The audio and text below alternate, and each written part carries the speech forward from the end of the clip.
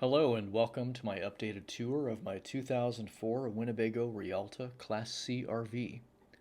This is a more detailed overview of the van which will reflect many of the repairs and upgrades I've performed since my first video.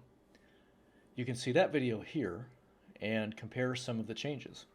Anyway, let's get started. The Rialta is built on a Volkswagen Eurovan cutaway chassis.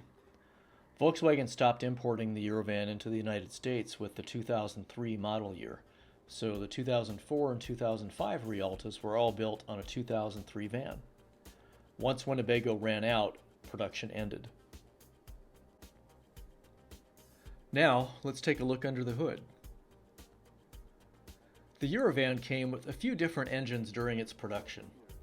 This particular 2003 van has the 24-valve VR6 rated at 201 horsepower.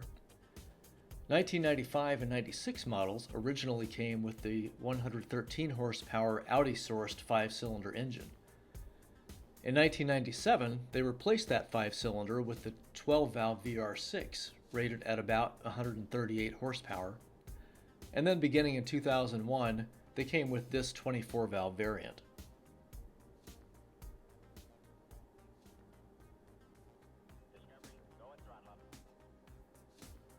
Moving around to the side of the van, we see the smooth aluminum construction of the coach, which helps keep the weight to a minimum.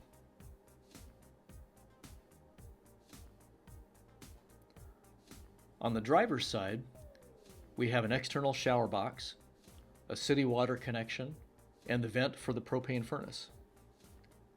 Here we see the awning-style tip-out windows. Parts for these are a little difficult to come by the way. The Rialta used off-the-shelf Ford Ranger taillights, and here we see the upgraded ones I installed. In the rear, we also have a generous trunk and the massive picture window, which is one of the best features of this van. Moving to the passenger side, we find the gravity fill port for the onboard 20 gallons of fresh water, which includes the 4 gallons in the water heater, and an external 120-volt AC outlet. Below that, we find the 7-gallon propane tank, which services the furnace and the gas stove.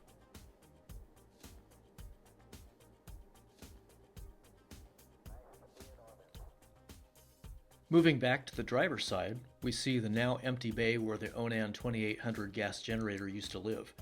I've since removed it and upgraded to a lithium battery system, which I discussed in some of my previous videos.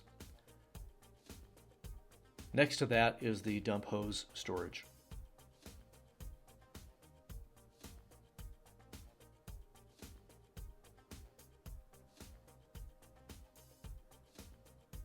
And here we see the valves for emptying the gray and black water tanks.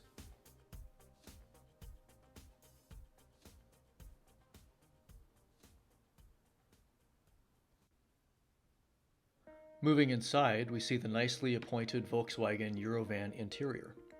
It's held up surprisingly well over the years. The instrument cluster includes a tachometer, air conditioning, and cruise control.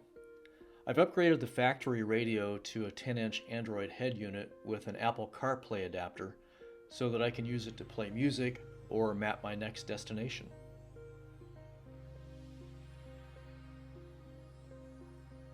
Here we see the Rialta's nice leather captain's chairs. The Rialta stitching was a nice touch. And both chairs have dual armrests. Because there is no glove box in the dashboard, the driver's door has a lockable compartment built right in.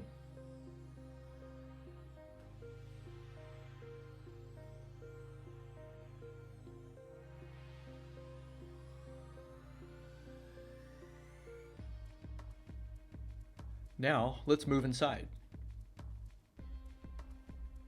The Rialta feels surprisingly modern for its time. Windows are large and visibility is excellent. Over the cab, we see some coach climate controls for heating and cooling using the van's own systems, and the switch that allows you to jump-start your engine from the coach batteries, a very nice feature that even new RVs don't have. Moving back, we have the air conditioning vents for cooling the coach while you're driving. And here we have a privacy curtain that I installed after the fact. This is using a blackout curtain, and it extends across the width of the van to provide some privacy.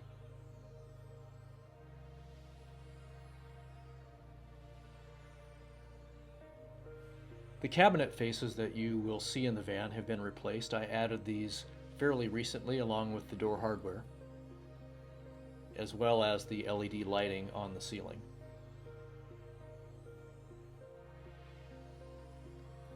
Here we have the standard microwave. This runs on AC power, obviously. And here we have the propane stove. And like most RV propane stoves, it's been barely used.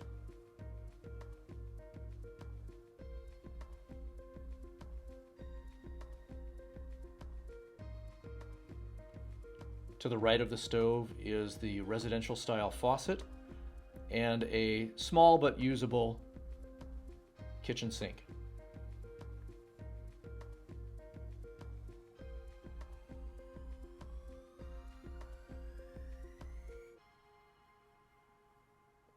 Here we have the controls for checking the levels of the water tanks, the propane tank, and your coach batteries.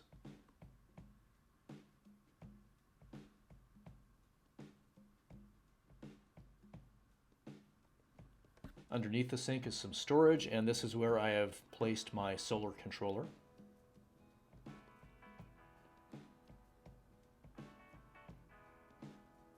And then we have a number of drawers for kitchen storage.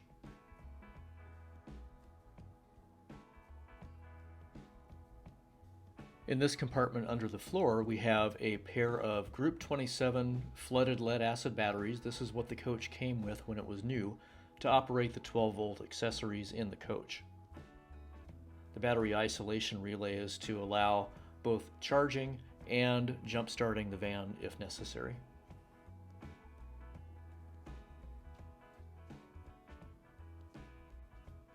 Here we have a nice leather barrel chair. I call this the office chair.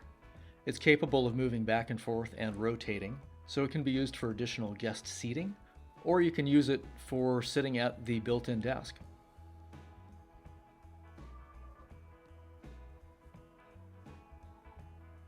Above that is a cellular blackout shade. I've installed these throughout the van to replace the old ones that came with the coach that had weathered. This is the built-in desk. When you pull it out, it folds flat, and this panel opens up, and it gives you a nice, sturdy work surface for getting things done, or just having something to eat.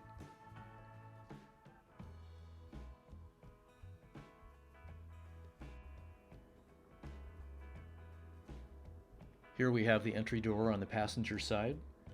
There's a built-in screen, and I've installed a grab handle. These are the switches to turn on the porch and ceiling lights. You can see the light down there. There's also one outside. This switch used to turn the power on to the coach, but I've repurposed it, and this is the gas detector. There's a fantastic fan over the bathroom area. And opening the bathroom door, we see a standard RV bathroom. This is a wet bath. It has a medicine cabinet with sliding doors, a standard flush toilet,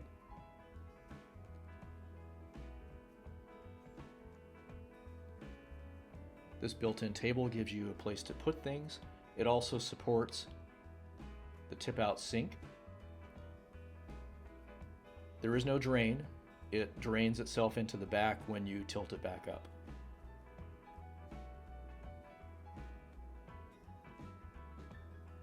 And then it just snaps back into place. There's extra storage.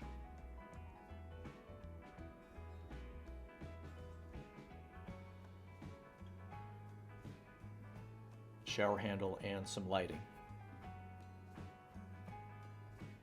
A big challenge with small RVs today is that the bathrooms are usually extremely small. But this old dog has a modern trick.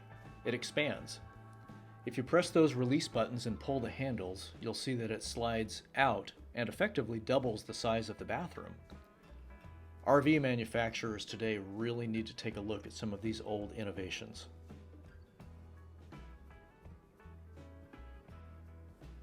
And if you're going to take a shower, you simply reveal the shower pan by lifting this panel.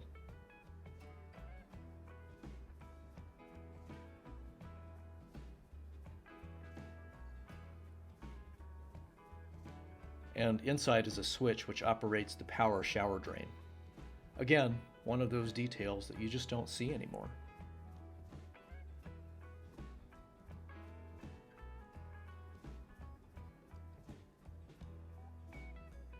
Here we have a nice sized coat closet with hanger rod.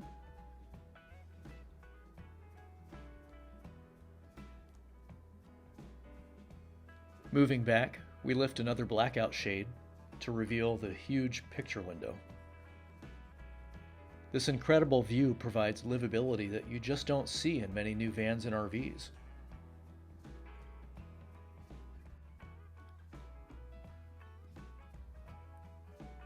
In the living area, these couches fold down easily into a nice sized double bed.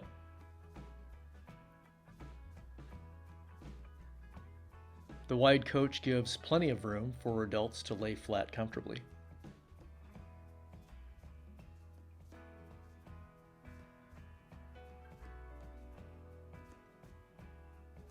Raising the shade reveals the tip-out side windows with screens to keep the insects outside where they belong.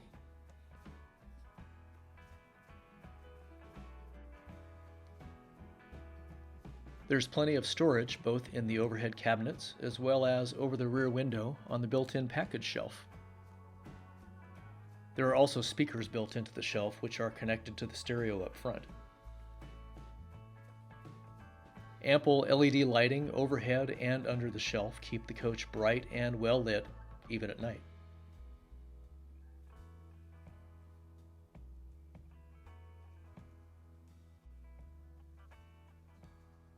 Overhead is a new Max Fan Deluxe, which I installed in place of the old Coleman air conditioning unit. The Max Fan is operated using a remote control and can be used for both intake or exhaust and can be running even if it's raining.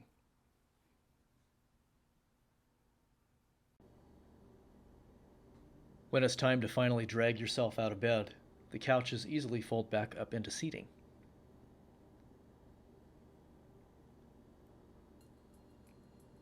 Once the couches are up, you can reach the hidden fold-out dining room table. This door opens and you can reach the table itself. After unsnapping it, you pull it out in a motion similar to the desk up front.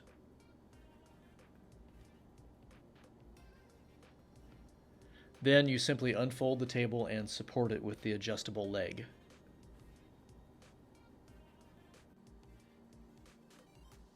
And there you have it. You're ready for a full meal, or maybe it's game night. There's some additional storage under the refrigerator, which now sports a 12-volt chest-style refrigerator freezer on a mechanical slide. The inefficient three-way refrigerator is gone, which also helps make sure that the propane lasts as long as possible. This is a compressor refrigerator and is extremely power efficient.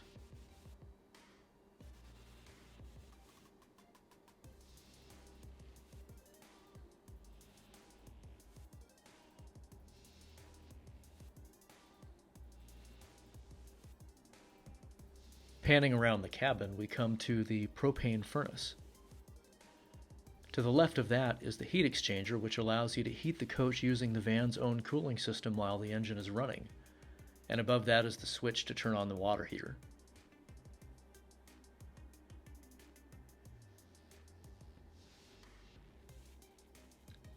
Around the corner are the controls to turn on the lithium battery monitoring system, the inverter to power things like the water heater and microwave, and the thermostat for the propane furnace.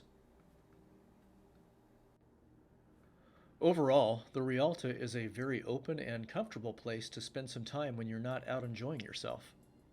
In many ways, you wouldn't realize you're looking at an RV that's a couple decades old. Estimates are that there were approximately 8,000 Rialtas sold during its 10-year production run, and even today, they're extremely popular with RV enthusiasts. You just have to love that skylight. Next we come to some of my more major modifications. Inside the gray cabinet on the left is a 300 amp hour lithium battery, and under the seat is where the inverter and all of the associated electronics live to run the coach systems. Here we also have the 4-gallon water heater, which will run on AC power, but also uses the engine heat exchanger to heat the water while you're driving. When you arrive, you already have hot water, and again, it's one of those features that you just don't see. Under the passenger side bench, we have the 16-gallon fresh water tank and the primary water pump. The shower drain water pump that we talked about earlier is under the driver's side bench seat. Well, I hope you enjoyed my new tour. If you have any additional questions or comments, leave them in the space below and I'll be happy to answer anything that you'd like to know. Don't forget, Rialta owners love to talk about their rigs, so if you see somebody on the road one day, stop and say hi.